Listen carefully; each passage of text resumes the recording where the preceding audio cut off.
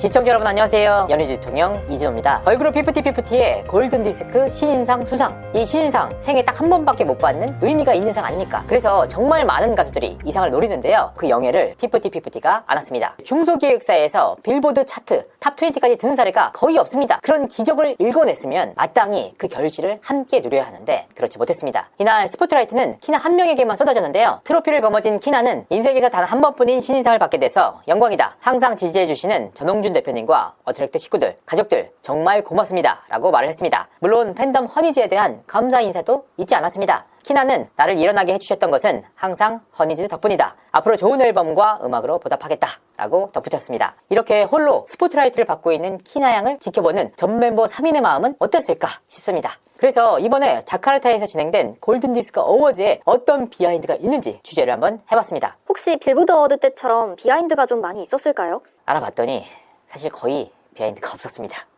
여기에는 여러 가지 이유가 있었는데요. 가장 결정적인 내용 중에 하나가 바로 달라진 어트랙트의 분위기에 있었습니다. 사실 이번 사태가 처음 발생한 지난해 6월까지만 하더라도 어트랙트에서는 멤버들과의 가처분 소송에 올인을 했습니다. 그리고 키나의 복귀 이후에는 키나가 제대로 연착륙을 할 수 있도록 올인을 했습니다. 이 과정에서 키나 양이 빌보드 뮤직 어워드에 참석을 하지 않았습니까? 이때 어트랙트에서는 전사적인 노력을 기울이면서 키나 양이 돋보일 수 있도록 최선을 다했습니다. 실제로 이 과정에서 키나 양의 드레스 구입 비하인드 스토리라든지 아니면 틱톡 영상 촬영이라든지 어트랙트 직원들의 땀과 눈물이 녹아있는 감동적인 장면을 연출하기도 했습니다. 그런데 지금은 현실로 돌아온 모양새입니다. 어트랙트가 큰 회사가 아니다 보니까 지금 당장 해야 할 당면 과제들이 더 많이 놓여있다. 어트랙트에 무슨 이슈가 있는 건가요? 크게 두 가지 내용으로 나눌 수가 있는데요. 먼저 첫 번째로 피프티피프티 2기, 즉 뉴 제너레이션 프로젝트와 새 걸그룹 멤버 오디션이 있습니다. 어트랙트의 지금 최우선 과제는 2기 멤버 발탁입니다. 그래서 과연 2기 멤버 어떻게 진행이 되고 있느냐 정말 많은 분들이 질문을 해주셨습니다. 알아봤더니 상당히 구체적으로 진행이 되고 있었습니다. 일단 학원에서 진행되는 내방 오디션의 경우에는 과거에는 1, 20명, 2, 30명 지원 규모였던 오디션이 지금은 100여 명이 넘는 연습생들이 지원을 할 정도로 성황리에 진행이 되고 있다. 그리고 그 가운데 추리고 추려서 이미 4, 5명 이상의 연습생을 발탁한 상황이라고 합니다. 그러면 이 멤버들이 데뷔 멤버로 확정되는 거냐? 아닙니다. 정확히는 피프티피프티 2기 연습생 멤버를 뽑았다라는 의미입니다. 아직까지 이 연습생 멤버를 선발하기 위한 오디션을 진행 중에 있는데요. 그리고 어트랙트에서는 일본과 태국 그리고 다양한 오디션을 통해서 추가적인 멤버를 발탁한 뒤 최정의 연습생들을 뽑아서 이 연습생들 가운데 피프티피프티 2기 멤버를 확정지을 예정이다.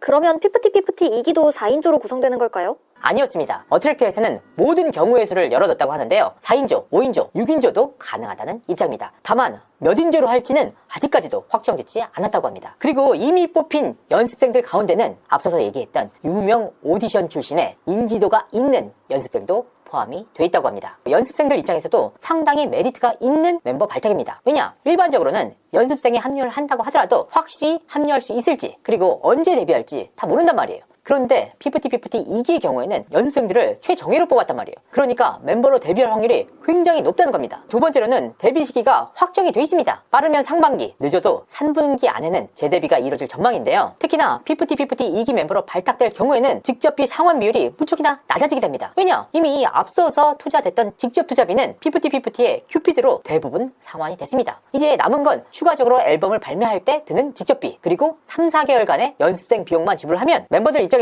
곧바로 데뷔를 할 수 있고 데뷔만 한다면 정산을 받을 수 있는 구조. 그래서 양 집단 간의 시너지 효과가 이루어지고 있다. 그렇다면 130억 소송은 어떻게 진행되고 있을까요? 어트랙트에서는 지난달 19일 전 멤버 3인과 3인의 부모님들 그리고 더 기버스 안성일 대표 비이사를 상대로 130억 원대 민사소송을 진행한다라고 밝혔습니다. 그런데 이 소송장이 접수는 됐는데 당사자 입장에서는 30일 이내에 답변 의견서를 접수를 하면 된다고 합니다. 그리고 아직 30일이 지나지 않았습니다. 어트랙트 측에서는 이 답변서를 아직까지 수령하지 못한 것으로 확인이 됐습니다. 사실 제가 앞선 방송을 통해서 이 3인에 대해서 너무나도 안타깝다라는 의사를 표명한 바가 있습니다. 사실 이 내용은 제 의견이기도 했지만 어트랙트의 입장이 반영된 내용이기도 했습니다. 그 안에는 역시나 전홍준 대표의 배려가 녹아 있었는데요. 본인을 배신하고 떠난 아이들이지만 본인이 직접 키웠고 정말 1억 분의 1이라는 경쟁률을 뚫고 빌보드에 대박 히트를 치지 않았습니까? 그렇기 때문에 전홍준 대표 입장에서는 자기가 만든 새끼들이라는 애정이 있었던 것으로 보입니다. 그래서 전 멤버들에 대한 소송만큼은 계속해서 미루고 미뤘습니다. 만약 전 멤버 3인들이 마음을 바꾸고 전홍준 대표와 어트랙트에 공식적으로 사과를 했다면 이 상황까지는 벌어지지 않았을 수도 있습니다. 물론 그 뜻이 피프티피프티 2기로 데뷔를 한다는 뜻은 절대 아닙니다. 아닙니다. 다만 이렇게까지 쌍방 간의 소송으로까지는 번지지 않았을 수도 있다. 이와 같은 전홍준 대표의 마음을 엿볼 수 있는 발언들이 있었는데요. 18세, 19세의 아이들이 뭘 그렇게 알겠느냐. 그리고 그들의 부모님이 연예계에 대해서 얼마만큼 많이 알겠느냐. 다 속은 거다. 충분히 이야기를 통해서 풀어갈 수 있다라는 입장이 바로 전홍준 대표의 본심이었습니다. 하지만 전 멤버 3인은 전홍준 대표를 비롯한 어트랙트 그 어떠한 관계자에게도 연락을 취하지 않았다고 합니다. 그리고 결과적으로 이렇게 130억 원대의 민사소송까지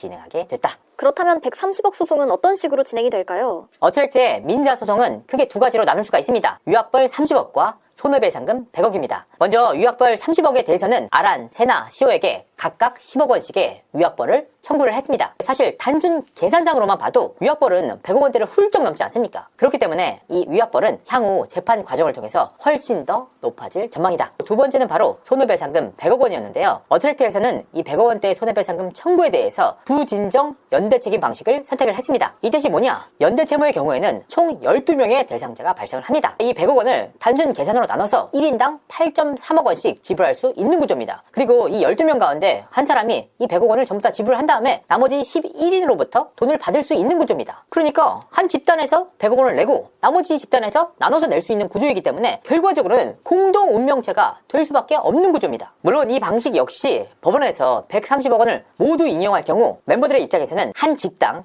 35억 원을 부담해야 하는 엄청난 거액입니다. 하지만 부진정 연대채무 방식은 이렇게 한 명이 100억 원을 다 내는 구조가 아예 성립하지 않습니다. 일단 두 가지 내용이 있는데요. 먼저 책임 비율의 확정입니다. 일단 이 100억 원을 1인당으로 나누면 8.3억이잖아요. 동일한 비율로 나누는 것이 연대채무 방식인데 부진정 연대채무의 방식에는 그 책임 소재가 결정되지 않았습니다. 그러니까 주동자에게는 20%나 30%를 물릴 수도 있고 소극적으로 가담한 인물의 경우에는 5%만 낼 수도 있는 구조입니다. 그러니까 너네들끼리 얘기해서 그 비율을 가려라.